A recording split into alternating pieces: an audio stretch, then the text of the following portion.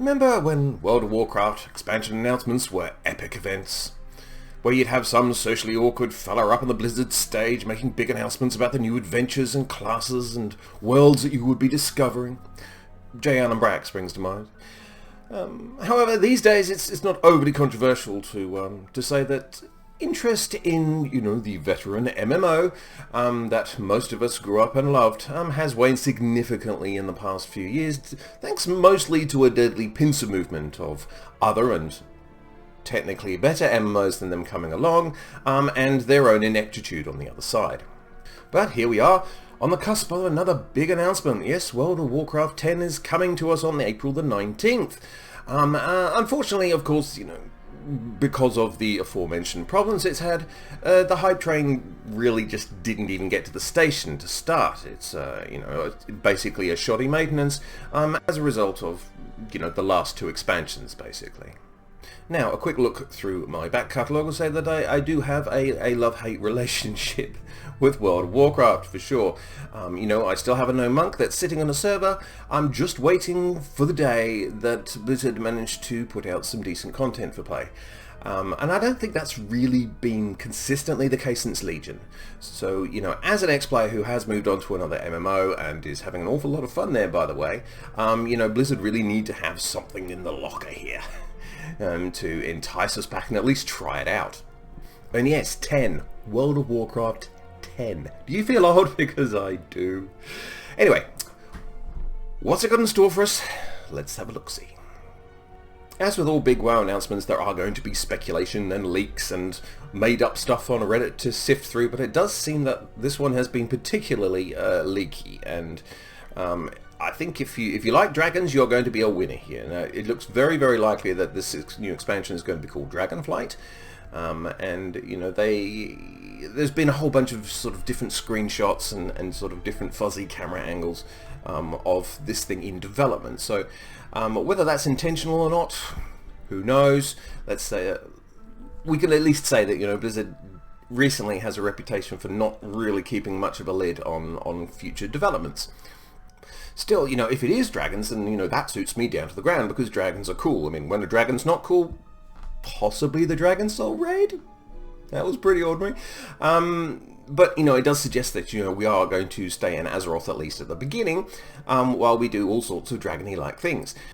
However, we do have Zaval's final warning before becoming scrap metal, and that was basically, a cosmos divided will not survive that which is to come. I'm not sure why I did that Shakespeareally, but anyway, perhaps he's foretelling the expansion after Dragonflight, or perhaps this is going to be a sort of Legion-y thing where we start on the floor and then go off into the cosmos somewhere to fight. I don't know, at this point it must be the universe itself. And I imagine that will please a lot of people, because there's been a lot of calls, including for myself, to have it come back to Azeroth. Let's stop going off into the clouds and into alternate realities. Let's just come back to Azeroth and use the vast amount of land and resources and evil people that we have here. But I had to remind myself as well that going back to Azeroth isn't necessarily mean a surefire hit. I mean, Battle for Azeroth, for all of its many faults, was very much based here. And Cataclysm, likewise, was a complete revamp of Azeroth, and completely railroaded all of the quests in the entire game. Fantastic amount of effort. Not particularly fondly remembered. At least, in comparison to the expansions either side of it, namely Wrath of the Lich King and Mists of Pandaria.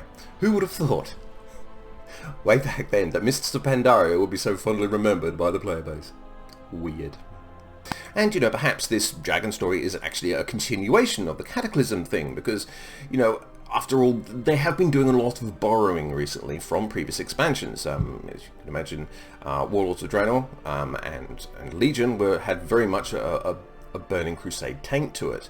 And Shadowlands certainly had an element of Lich King in it, here and there. So yeah, it would kind of follow that they would take the Cataclysm story and move it on. This time in the form of Wrathion, which, in terms of lore, is either the son or the grandson of Deathwing, or so there's not an awful lot of agreement on that one. So it's not inconceivable that Wrathion son, grandson of Deathwing, is going to continue this Cataclysm narrative in his own special, mysterious way.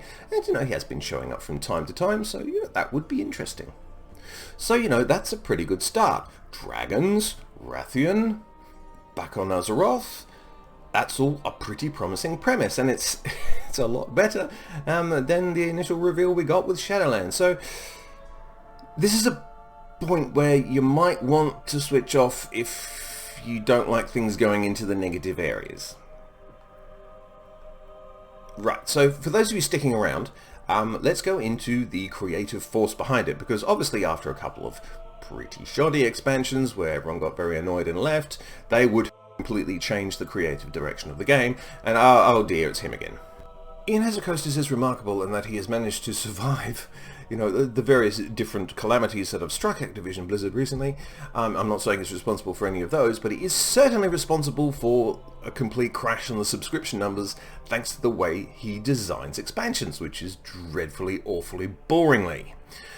We will never get the official numbers from Blizzard because they're probably, frankly, too embarrassed and haven't done it for a long time now, but, the unofficial subscriber and participation numbers from people like Bellular make it look pretty stark. It's like you go to your favourite restaurant every couple of years and, the food's always been excellent, and then a new chef comes in and he gives you a dog shit bolognese and you say, well, I'm not terribly keen on that, and so you don't eat a lot. You come back a couple of years later and it's still the same guy and there's another dog shit bolognese and you say, well, look, I'm not eating this, so maybe you need to change the chef. And so, having had 2 plate loads of dog shit bolognese, are you really prepared for a 3rd serving? Well, the Blizzard higher up seem to think so, and I'm sure he can keep people logging in until they hate themselves with his daily, okay, you've reached that amount of resource, why don't you come back tomorrow, endless chorecraft. But I don't see a lot of the people who've left coming back for another dose of that. I just don't.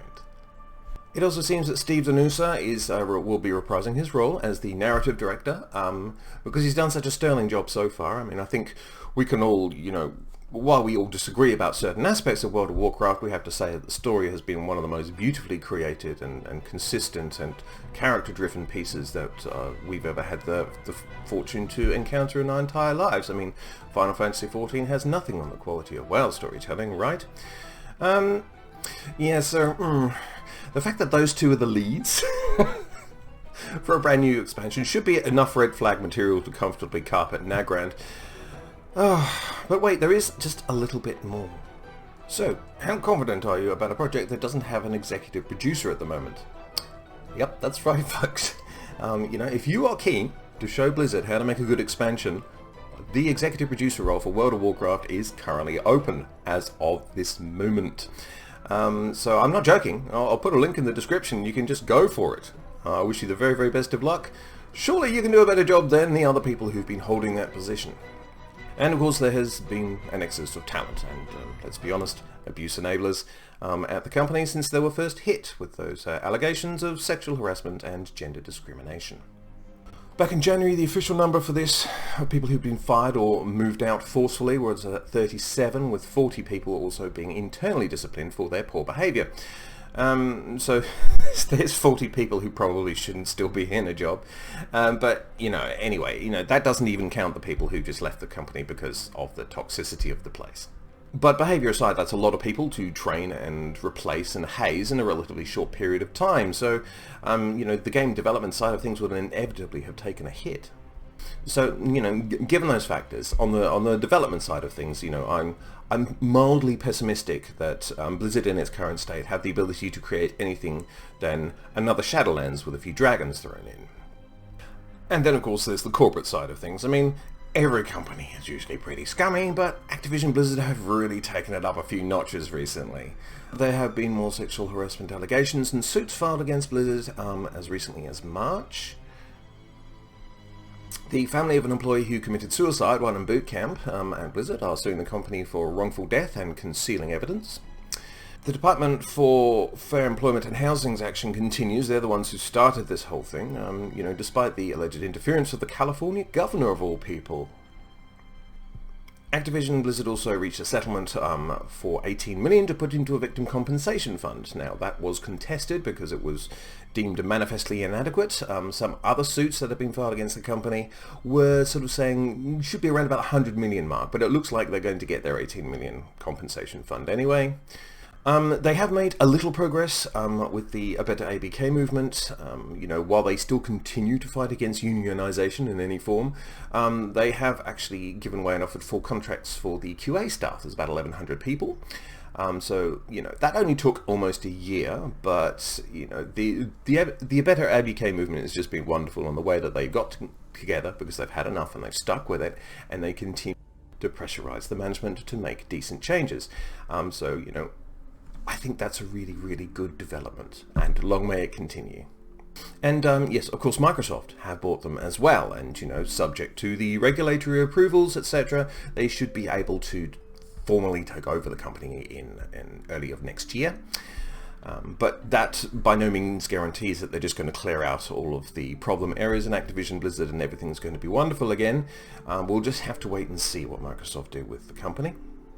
And of course, Dearest Bobby is still there. Now, he is probably going to leave once the Microsoft acquisition is complete, but no guarantees. And at the moment, it looks like he's interested in very, very aggressively monetizing the inevitable Wrath of the Lich King Classic release.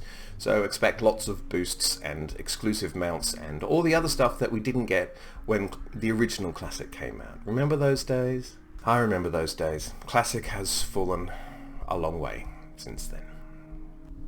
So much for the development and corporate side. Definitely a few black marks in there.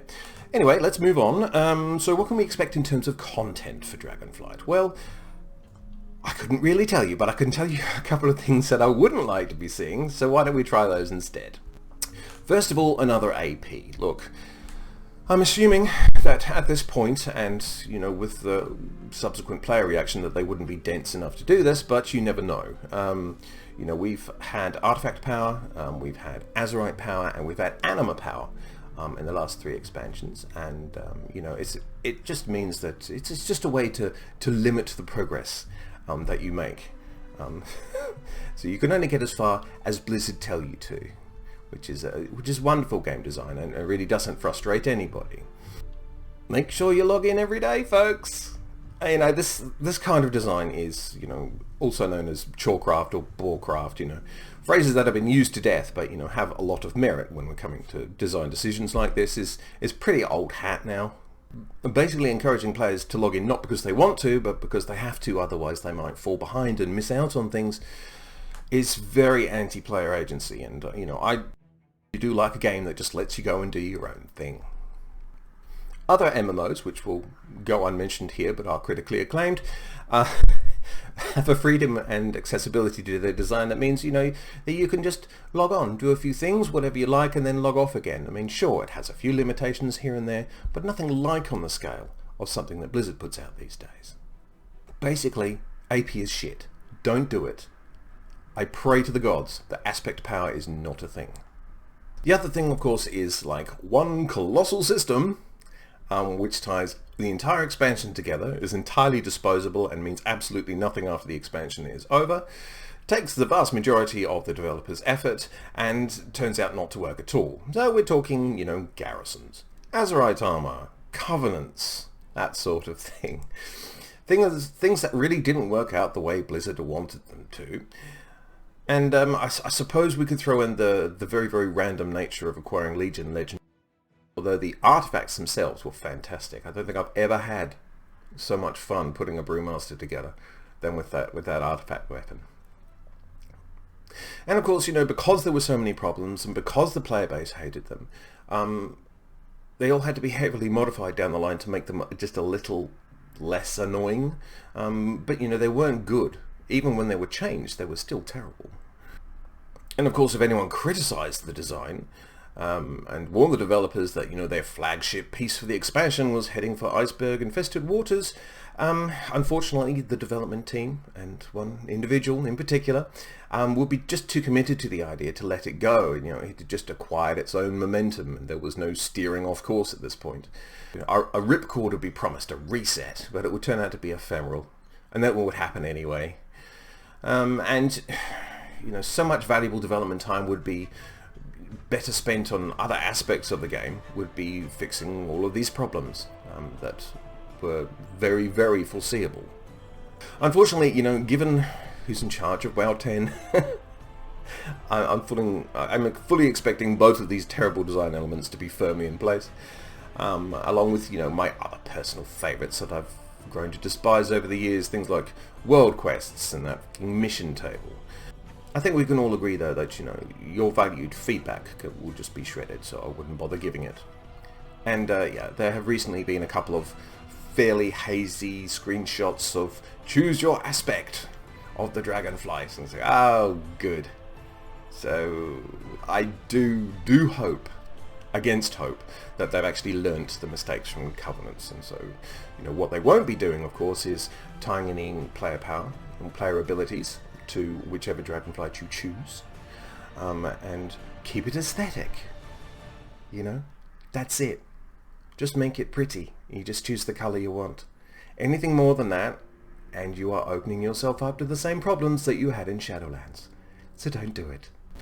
So I know that's a lot of negativity all in one bundle, but it's not coming from just a random source. This is the direct result of the poor quality of World of Warcraft in recent years, the engagement metric focus that they've got, combined with the behaviour of their employees and management.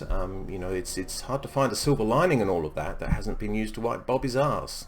Anyway, this is my favourite bit where we get into science. Can't see a thing. Right. Release date. So I did some research, very, very, very, very detailed with very precise tools, and here's a handy list of the amount of days it took between the announcement of an expansion and then its actual release. And as you can see, it's been pretty consistent since the days of Cataclysm, and the average across all expansions so far is 374 days, or a little over a year. So, using our scientific toolage, that would mean that the release date for Dragonflight would be the 28th of April 2023 at 3 o'clock in the morning. So, it's safe to say, given that they've had development issues before, like 9.1 took almost a year to arrive, that, there might still be a little time to wait on this one. The last expansion drastically cut, Warlords of Draenor, in order to make Legion, still took longer than 374 days to arrive. And why did it take so long? Because they knew they had to get Legion right. What had been a disaster, and they needed a big win to get those players back, which they succeeded in doing. It was a good expansion. So, it's frustrating, but it does go to show what happens, when Blizzard put the effort in to make some decent content. So there you have it. April 19th, Dragonflight. Here we go. It's going to be very, very interesting, the reveal, if not quite for the reasons that Blizzard envisage. We've been burnt by these announcements before, and we've been burnt by the promises in these announcements before. So it'll be very interesting to see if the development team, in particular, their lead, has learned from the mistakes of the last 4 years. But it's a competitive market now, and Blizzard are behind. With Endwalker patch 6.1 has just come out. Things like Ashes of Creation, Elden Ring, all the rest of it coming along. It's a challenging time to hold the attention of an MMO player. So good luck, fellas. Personally, I don't think Blizzard have what it takes. But I'm happy to colour my hooves red and fess up if I am completely and utterly wrong about it. So I thought, we'll revisit this a few days after the reveal, and we'll just see how the big announcement went, and if there are any possible problems. Should be a doozy. But until then, I'm the conspicuous Moo, and a very, very good morning to you.